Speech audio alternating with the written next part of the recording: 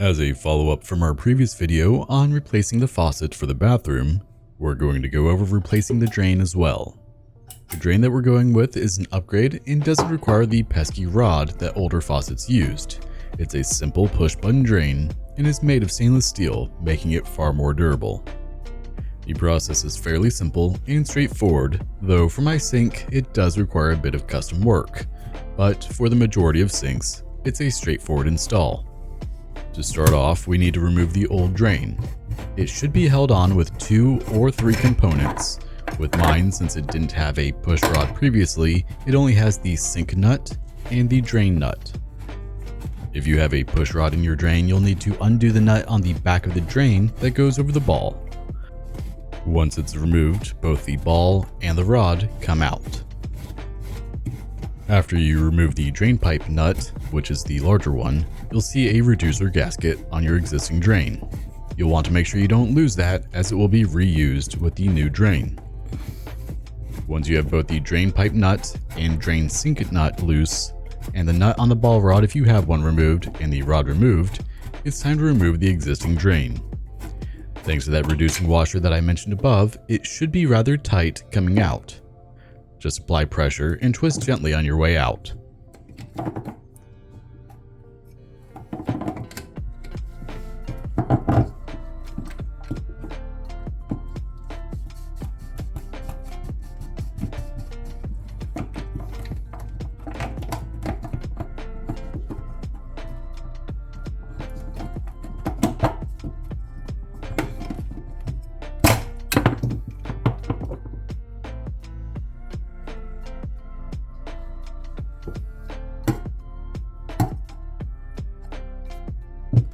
Now that we've gotten that disgusting old drain out, it's time to put the new one in.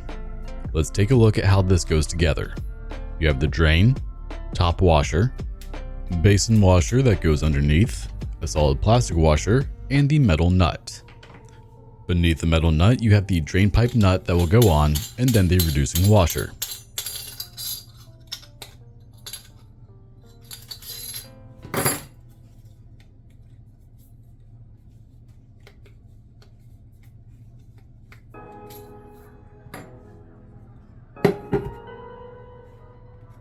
Let's go ahead and see how it goes together from under the sink. The top washer stays on the drain itself and goes on the top side of the sink. From underneath, we have the rubber washer, the plastic washer, and the brass nut to start. Once those are on the pipe, put the drain nut on, followed by the tapered reducer. Make sure that the reducing washer tapers down. Since the reducing washer will be tight on the drain, hold on to it while you push down on the drain until the drain is fully set into the sink.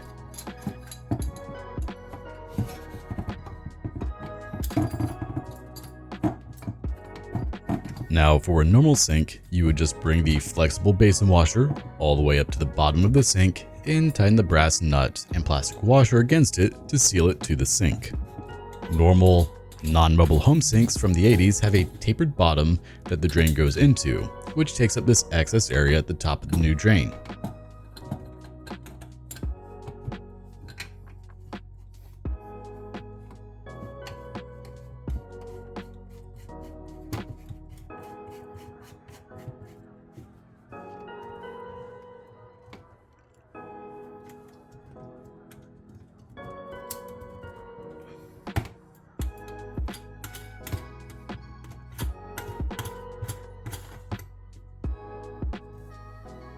Instead of just ending the video there and being like, well, that's all guys, good luck, there is actually a way to overcome this if you run into the same scenario.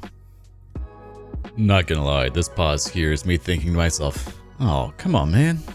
Everything in this home is out of the norm for repairs and fixes. I'm slowly modernizing it. As you can see, my original drain had no overflow hole and the threads went all the way up to the top. That's because my sink doesn't have an overflow like, you know, pretty much every other sink ever.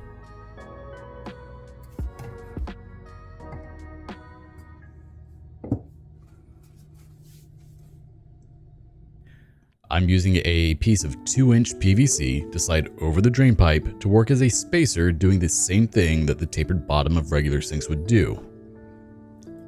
Also, since this sink does not have an overflow hole in it, which is the hole that's typically near the upper third of your sink to stop it from overflowing, I'm also using electrical tape to seal off the overflow drain holes in the drain pipe. These holes are designed to let water into the drain in the event of an overflow situation.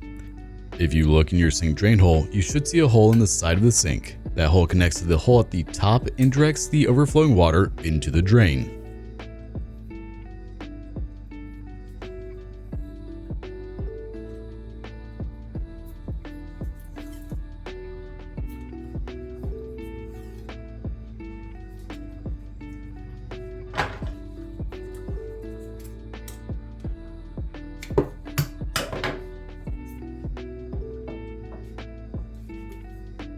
After that's taped off and sealed, and you'd want to do that as well if your sink is like mine, it's time to move underneath the sink. This is a bit of a tight fit, but it is doable.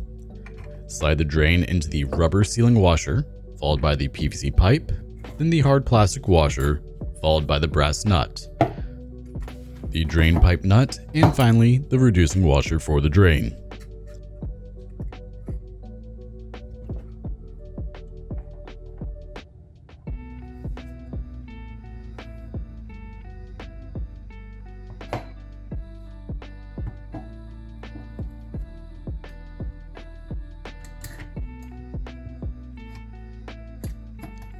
Bring the rubber washer all the way to the top and begin tightening the brass nut until it solidly seals the rubber washer against the bottom of the sink.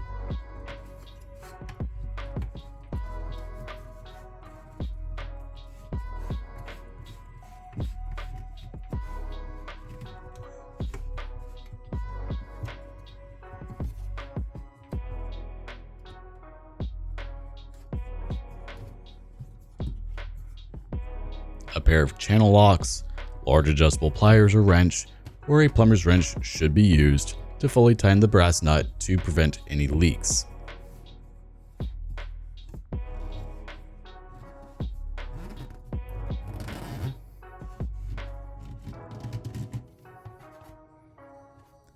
Once that nut is fully tightened down, go ahead and tighten the drain pipe nut, and you should be pretty much done.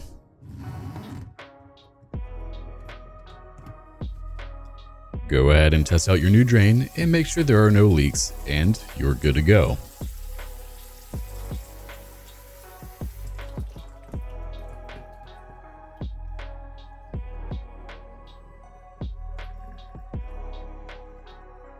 That's all for this video, and I hope it helped. As always, if you like the content I'm putting out, make sure to like, comment, share, subscribe, and don't forget to hit the notification bell to stay up to date with all new content as it comes out.